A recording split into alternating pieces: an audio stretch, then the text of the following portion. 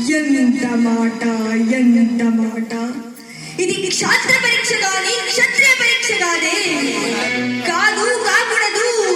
ఇది కుల పరీక్ష. ఎందువా నీ తండ్రి భరద్వాజుని జననం ఎట్టిది? అతి చుగుప్సాకరమైన నీ సంభవం ఎట్టిది? మట్టి కుండలో పుట్టిదివి కదా, నీది ఏ కులము?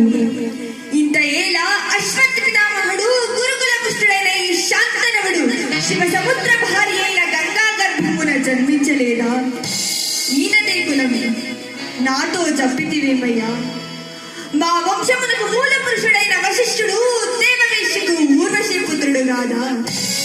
అతడు పంచమ జాతి కన్నైన అరుంధతి ఎందు శక్తిని, ఆ శక్తి చండాలంగనేందు పరాశరుని, ఆ పరాశరుడు పల్లెపడుచుడైన మత్స్యగంధి ఎందు మా తాత వ్యాసుని, ఆ వ్యాసుడు విధవరాంద్రైన మా పితామహి అంబికతో మా తండ్రిని, తన పితామహి అంబాలికతో మా గురు తండ్రైన పాండురాజును, మా ఇంటి దాసితో ధర్మ నిర్మాణచరుడని మీరు చర్చించబడుతున్న ఈ విదురదేవుని కనలేదా?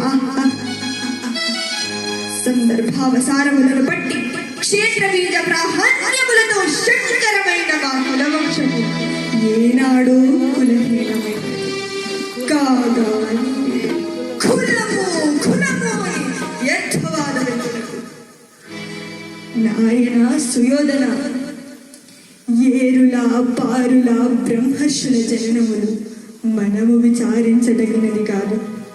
ఇది నీవన్నట్లుగా ముమ్మాటికి క్షాత్ర పరీక్షయే. క్షాత్రమున్న వారెల్లరూ క్షత్రియులే, వారిలో రాజ్యమున్నవారే రాజులు. అట్టి రాజులే ఈ కురు రాజ పరిషత్తులో పాల్గొన్నట్టుకు అర్హులు. ఓహో, రాజరికమా అర్హతను నిర్ణయించినది అయిన మా సామ్రాజ్యములో సస్యశ్యామలమై సంపద విరామమై వెలుగుందు అంగరాజ్యమునకు ఇప్పుడే ఈతుని మూర్తాభిషక్తుని గావించుచున్నాను. సోదరా దుశ్శాసన, అనర్ఘన వరత్న ప్రశస్త కిరీటమును వేగముగా తెప్పు.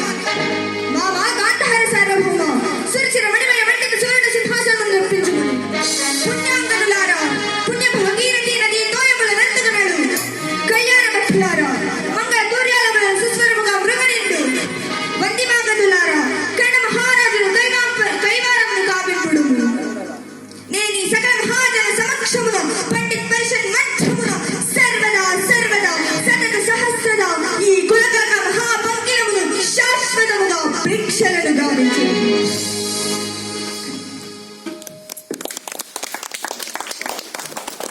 సాంగ్ పండిన